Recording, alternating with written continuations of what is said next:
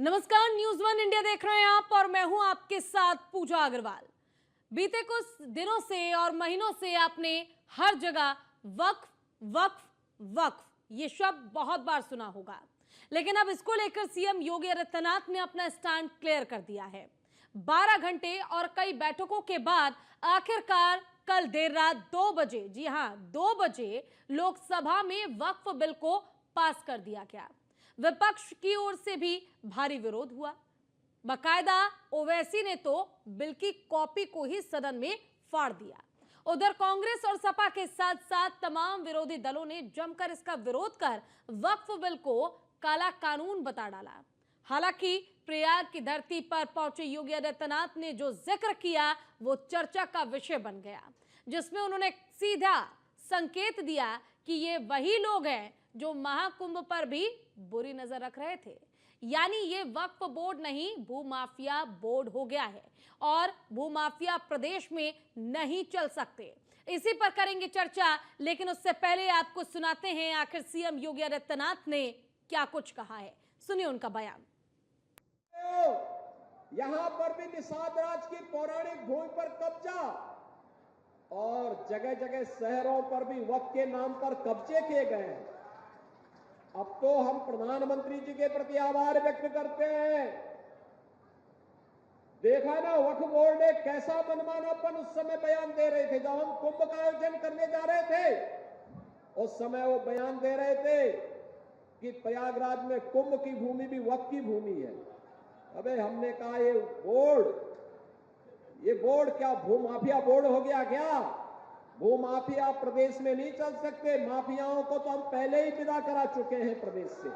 वक्फ board की मनमानी पर लगाम लगा करके वेलफेयर के कार्य के साथ ये सभी बोर्ड जुड़े। इसके लिए वक्फ बोर्ड से संबंधित एक अत्यंत महत्वपूर्ण अधिनियम को संसद में, लोकसभा में पारित किया है। आज राज्यसभा में भी पारित होगा। देख रहे हो।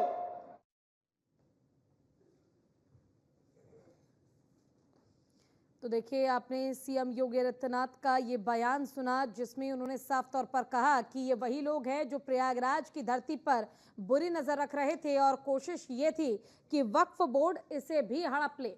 यानी वक्फ बोर्ड कोई बोर्ड नहीं है, बल्कि भूमाफियाओं का एक अड्डा है जो अपने मर्जी के हिसाब से जमीन चुनते हैं, चाहे जमीन किसी की भी हो, चाहे सरकारी जमीन ही क्यों ना हो। उन जमीनों को वक्फ के नाम पर हथिया लिया जाता है। लेकिन अब आखिरकार इंतजार खत्म हुआ। काफी कड़ी बहस के बाद रात 2 बजे, या मैं कहूं रात 1:57 पर जो वक्फ बोर्ड है इसे लोकसभा में पास किया गया। अब इंतजार राज्यसभा का है। राज्यसभा में आखिर इस बिल पर जो बहुमत यानी कि सहमति का आंकड़ा है, उसमें 6 और सदस्यों के मंजूरी की जो जरूरत है वो पड़ेगी। लेकिन बीजेपी इसे भी किसी भी कीमत पर पूरा कर लेगी। बीजेपी कोई कोर कसर नहीं छोड़ना चाहती है और इसीलिए यूपी के ललकार में हमने आपको योगी आदित्यनाथ की आवाज सुनाई।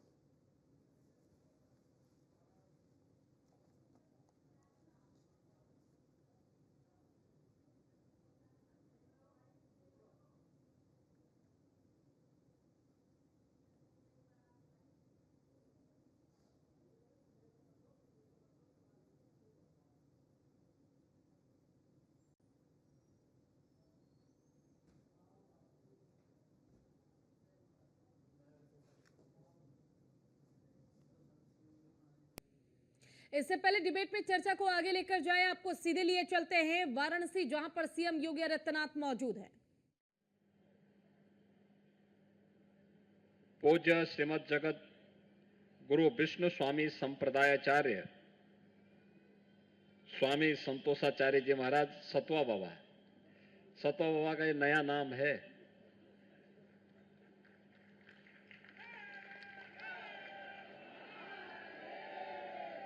अखिल भारतीय संत समिति के राष्ट्रीय महामंत्री पूज्य स्वामी जितेंद्रानंद सरस्वती जी महाराज, उत्तर प्रदेश सरकार में मंत्रिमंडल के मेरे सहयोगी, प्रदेश के स्टैंप और रजिस्ट्रेशन मंत्री श्री रविंद्र जायसवाल जी, आयुष मंत्री श्री दयाशंकर मिश्र दयालु जी,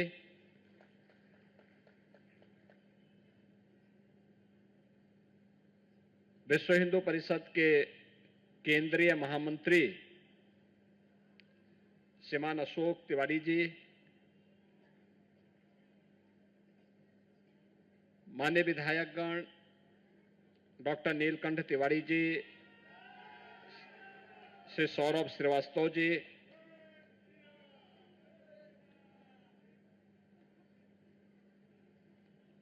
कार्यक्रम का संचालन कर रहे प्रोफेसर रामनारायण द्विवेदी जी, विधान परिषद सदस्य श्री चंचल सिंह जी और उपस्थित हमारी सभी माननीय जनप्रतिनिधिगण, पूज्य संतजन, श्रद्धालुजन और उपस्थित बहनों और भाइयों,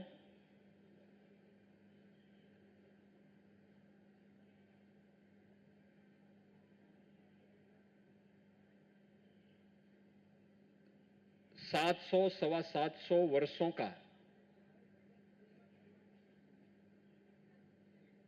आध्यात्मिक और सांस्कृतिक विरासत की एक समृद्ध परंपरा के नवीनीकरण के साथ आज काशी में हम सबको जोड़ने का सौभाग्य प्राप्त हो रहा है। मैं इस अवसर पर सबसे पहले इस संपूर्ण कार्यक्रम के प्रणेता, इस कार्यक्रम के आयोजक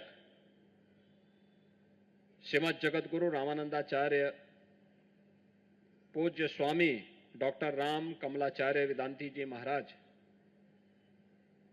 का हृदय से अभिनंदन करता हूं कि उन्होंने अपनी गुरु विरासत को एक नया स्वरूप, एक भव्य राम मंदिर के रूप में देने के इस कार्यक्रम के साथ हम सबको भी जुड़ने का सौभाग्य प्रदान किया है। यह अवसर सबके पास नहीं आता है। बहनों और भाइयों, हम सब भारतवासी अत्यंत सौभाग्यशाली हैं, हमारी पीढ़ी अत्यंत सौभाग्यशाली है कि हमारी पीढ़ी ने एक समृद्ध विरासत को अपनी आंखों में देखा है, अपनी आंखों के सामने देखा है और इन कार्यक्रमों को मूर्त रूप लेते हुए हम देख रहे हैं। अभी गत वर्ष ही 22 जनवरी 2024 को कई हमारी पीढ़ियां पूज्य संतों की एक लंबी विरासत, जिस संकल्प के साथ पूरा जीवन जी थी, उस संकल्प को मूर्त रूप लेते हुए हमने श्री अयोध्या धाम में देखा है। जब देश के यशस्वी प्रधानमंत्री और इसी काशी के माननीय सांसद आदरणीय श्री नरेंद्र मोदी जी के कर कमलों से 500 वर्षों की विरासत को हमने श्री राम जन्मभूमि के भव्य मंदिर के रूप में अयोध्या धाम में रामलला के विराजमान होते हुए देखा है। आप सोचिए, श्री राम जन्मभूमि आंदोलन राष्ट्रीय स्वयंसेवक संघ का नेतृत्व था, पूज्य संतों का सानिध्य था और पूरे आंदोलन की आत्मा सरदेव अशोक सिंघल जी के सानिध्य में सारा कार्यक्रम किस गति से बढ़ा। लोग कहते थे ये काम असंभव है, लेकिन राम जन्मभूमि आंदोलन के केंद्र बिंदु रहे उसकी आत्मा के रूप में कार्य करने वाले अशोक सिंघल जी कहते थे, कौन सा कार्य ऐसा है जो असंभव है। पूज्य संतों से जब बातचीत होती थी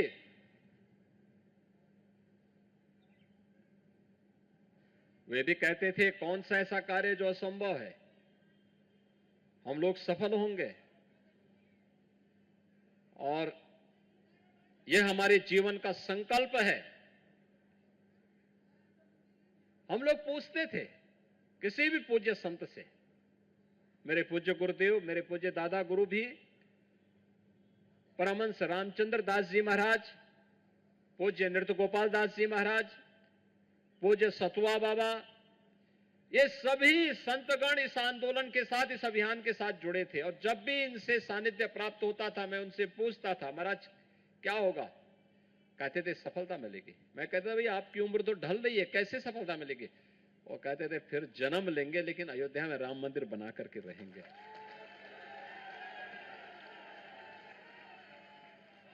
जहां पे एक ही संकल्प रहा हो, हर हाल में राम मंदिर के माध्यम से राष्ट्र मंदिर के निर्माण को भव्य स्वरूप देना है।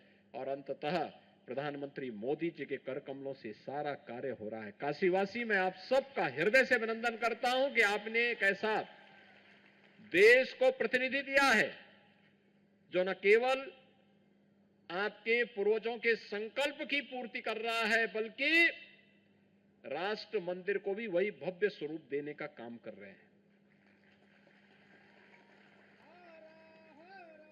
और ये भव्य स्वरूप देने का ही परिणाम है कि आपने इस बार के महाकुंभ प्रयागराज को देखा होगा। मां गंगा, मां यमुना और मां सरस्वती की त्रिवेणी में महाकुंभ का आयोजन कितना भव्य था, कितना दिव्य था। पूरी दुनिया 66 करोड़ से अधिक श्रद्धालु एक स्थान पर आ गए, 45 दिनों के इस आयोजन में सहभागी बने। दुनिया किम कर्तव्य विमूढ़ थी, आश्चर्य कर रही थी,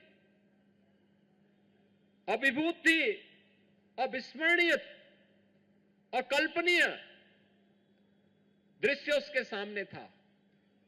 जो लोग हमसे कहते थे हिंदू समाज में भेदभाव है, उनकी आंखें खुली की खुली रह गई कि एक ही संगम में कोई जाति नहीं, कोई मत नहीं, कोई संप्रदाय नहीं, महिला पुरुष का भेद नहीं। यही तो सनातन धर्म की सही पहचान है। महाकुंभ ने पहचान फिर से दे दी। भव्य राष्ट्र मंदिर का यही स्वरूप है जो हम लोगों ने महाकुंभ के अवसर पर देखा है। और सचमुच इस भव्य राष्ट्र मंदिर के इस भव्य स्वरूप का श्रेय काशीवासियों को जाता है, क्योंकि काशीवासियों ने देश की संसद में ऐसा प्रतिनिधि चुनकर के भेजा है। मैं भी इस प्राचीन राम मंदिर के इतिहास को देख रहा था। कितना गौरवशाली इतिहास है, कितना गौरवशाली इतिहास है। लोग 1 साल, 2 साल, 10 साल, 20 साल, 25 साल, 50 साल के गौरव पर, उपलब्धियों पर इठलाते हैं, गर्मी दिखाते हैं। और यहां 700, 725 वर्षों का इतिहास आपके सामने रखा हुआ ये प्राचीन राम मंदिर।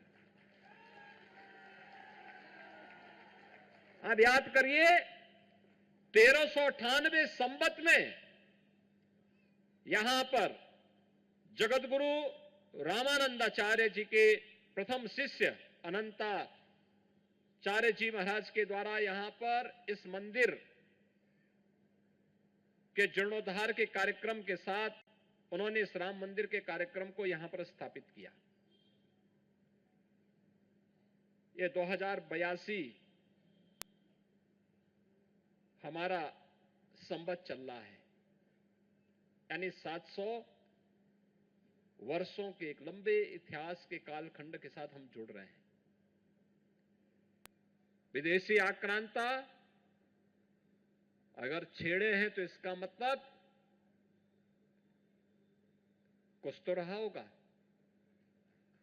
कुछ तो रहा होगा। और कुछ क्या था वो यहीं का इतिहास बताता है, यहां का इतिहास बताता है। यहां पर इसी मंदिर में रह करके, इसी मंदिर में रह करके जगतगुरु अनंताचार्य जी और उनके शिष्य नरहरि दास जी महाराज और उनके शिष्य गोस्वामी तुलसीदास जी ने अपने शैशवावस्था के 5 वर्ष वेद और वेदांत के अध्ययन के लिए इसी स्थान पर व्यतीत किए थे।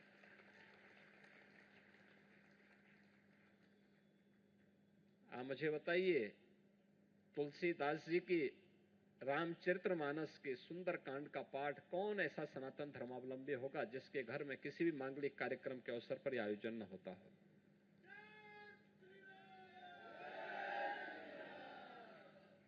उस बीज का रोपण यहां से होता है। केंद्र बिंदु प्राचीन श्री राम मंदिर है। यही मंदिर है जहां से अनेक ज्ञानियों ने, तपस्वियों ने, त्यागियों ने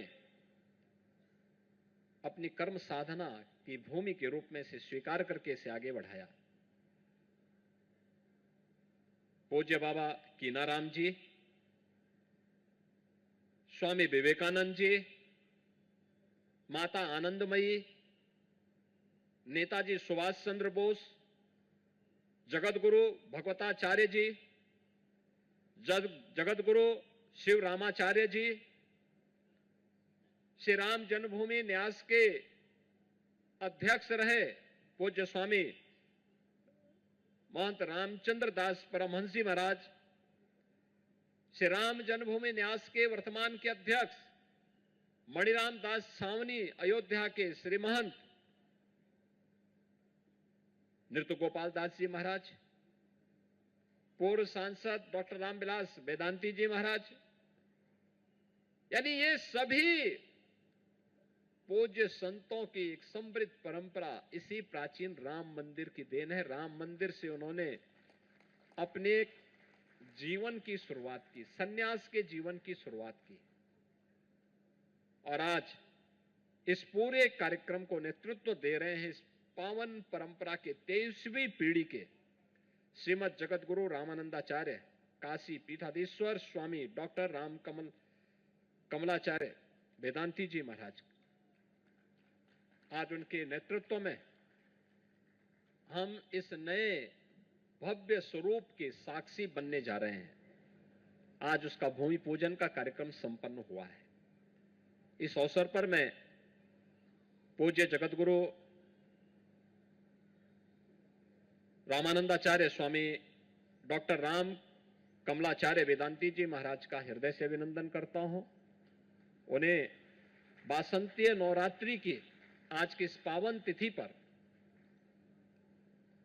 हृदय से बधाई भी देता हूं, मंगल में शुभकामनाएं भी व्यक्त करता हूं। उन्हें इस बात के लिए आश्वस्त करता हूं कि हम सब आपके साथ में हैं इस प्राचीन कार्य के, क्योंकि ये तो एक विरासत के संरक्षण का एक अभिनव प्रयास है जो हर सनातन धर्मावलंबी के लिए एक नई प्रेरणा है, एक नया प्रकाश है, एक नया मार्ग है। और इसीलिए आज हम सब भी आपके साथ यहां पर आए हैं। मैं इसके लिए महाकुंभ प्रयागराज में आप जगत गुरु के रूप में आपका अभिषेक संपन्न हुआ है, उस कार्यक्रम में मुझे भी जाने का सौभाग्य प्राप्त हुआ। और आज आप ही के इस पीठ पर आप ही की साधना, आपकी गुरु परंपरा की 23 पीढ़ियों की साधना की भूमि पर हमें एक बार फिर से दर्शन करने का सौभाग्य प्राप्त हुआ है। आपका अभिनंदन करते हुए मुझे अत्यंत आनंद की अनुभूति हो रही है। मैं इसके लिए आपका इन सभी भक्तों की ओर से, काशी वासियों की ओर से, इस पावन परंपरा की ओर से आपका हृदय से अभिनंदन करता हूं, स्वागत करता हूं। मैं इस अवसर पर पूज्य सतवा बाबा की परंपरा,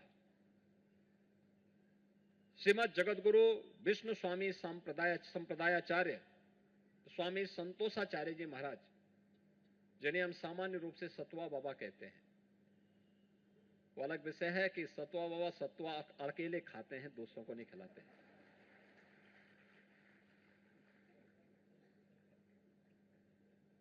उन्हें भी जगत गुरु के रूप में उनका अभिषेक का कार्यक्रम भी प्रयागराज महाकुंभ में संपन्न हुआ है। और आज काशी के किसी सार्वजनिक कार्यक्रम में आज उनका पहला पदार्पण हो रहा है। वे अभी तक भाग रहे थे कहीं भंडारा न देना पड़े, और इसीलिए उन्होंने अपने आश्रम में कोई कार्यक्रम नहीं किया। कार्यक्रम भी किया तो प्रयागराज में भी जगतगुरु रामानंदाचार्य जी के साथ में ही उन्होंने इस कार्यक्रम को संपन्न करवा दिया। हाँ, वहां भंडारा था और मुझे वहां भी जाने का अवसर प्राप्त हुआ था। आज उनका अभिषेक का कार्यक्रम यहां पर, उनका इस सार्वजनिक कार्यक्रम में मैं अभिनंदन करता हूं। आप सभी काशी वासियों की ओर से उनका भी हृदय से अभिनंदन करता हूं। और सकल हिंदू समाज के लिए हमेशा आवाज बुलंद करने वाले हमारे राष्ट्रीय संत समिति के, अखिल भारतीय संत समिति के राष्ट्रीय महामंत्री स्वामी जितेंद्रानंद सरस्वती जी महाराज भी यहां पर हैं। उनका भी मैं अभिनंदन करता हूं। इतनी बड़ी संख्या में हमारे पूज्य संतजन आए हैं। मैं पहले दिन से कहता था महाकुंभ के लिए, लोगों ने कहा क्या होगा, मैंने कहा भाई ये पूज्य संतों का कार्यक्रम है, पूज्य संतों को नेतृत्व दीजिए, पूज्य संतगण नेतृत्व करेंगे, कार्यक्रम में देव और पितरों का आशीर्वाद अपने आप प्राप्त हो जाएगा। और महाकुंभ ने एक सफलता अर्जित की। बहनों और भाइयों, इन सभी पूज्य संतों का मैं हृदय से अभिनंदन करता हूं। आप सभी एक संक्षिप्त सूचना पर यहां पर आए इतनी बड़ी संख्या में। इस समय वासंती नवरात्रि चल रही है, जगत जननी मां भगवती का अनुष्ठान का कार्यक्रम चल रहे हैं।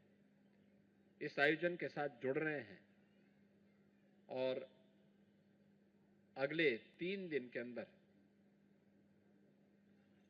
से रामनवमी भी आएगी।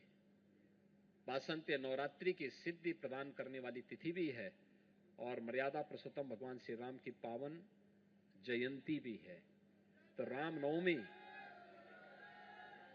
की हृदय से मैं आपको बधाई देता हूं। रामनवमी के अवसर पर हम सबका संकल्प होना चाहिए, भगवान राम का यह प्राचीन राम मंदिर एक भव्य और दिव्य रूप में एक बार फिर से जगमगा करके अपने प्राचीन गौरव की परंपरा के साथ आगे बढ़ता रहे, क्योंकि इन परंपराओं ने भारत की विरासत को बहुत कुछ दिया है। जगत गुरु रामानंदाचार्य ने सनातन धर्म से जुड़े हुए, हर जाति से जुड़े हुए शिष्य बना दिए। जाति पाति पूछे नहीं कोई, हरि को भजे सो हरि का होई। एक पवित्र परंपरा, एक पवित्र परंपरा। कौन नहीं उस परंपरा में दीक्षित हुआ और उस परंपरा के साथ यहां पर आप सबको जुड़ने का अवसर प्राप्त हो रहा है। उस पवित्र परंपरा का संरक्षण करना, उसका समर्थन करना, हर स्तर पर उसे सहयोग प्रदान करना, यह हमारा नैतिक दायित्व भी बनता है और युग धर्म के अनुरूप हमारा कर्तव्य भी बनता है। हम इस अभियान के साथ जुड़े। और दूसरा, जो सतवा बाबा की परंपरा है, जगत गुरु विष्णु स्वामी संप्रदायाचार्य, ये विष्णु स्वामी संप्रदायाचार्य की ही ये परंपरा थी, जिसमें वल्लभाचार्य जी ने बाद में दीक्षा ग्रहण करके उस परंपरा को आगे बढ़ाया था। आज आपके सतवा बाबा भी उस परंपरा के साथ जुड़ चुके हैं। काशी की परंपरा, जो काशी में आया, काशी की परंपरा के साथ जुड़ा है। बाबा विश्वनाथ का की कृपा, मां गंगा का आशीर्वाद उसे खूब महारत हासिल करवाया है। काशी के कण कण में तो शंकर का वास है और इसलिए हम सबको भगवान विश्वनाथ के इस प्रसाद को ग्रहण करके अपने जन्म और जीवन को धन्य करना चाहिए। आज के इस अवसर पर मैं आप सबको रामनवमी की मंगलमय शुभकामनाएं देता हूं। नमः पार्वती पतिये हर हर। जय श्री राम।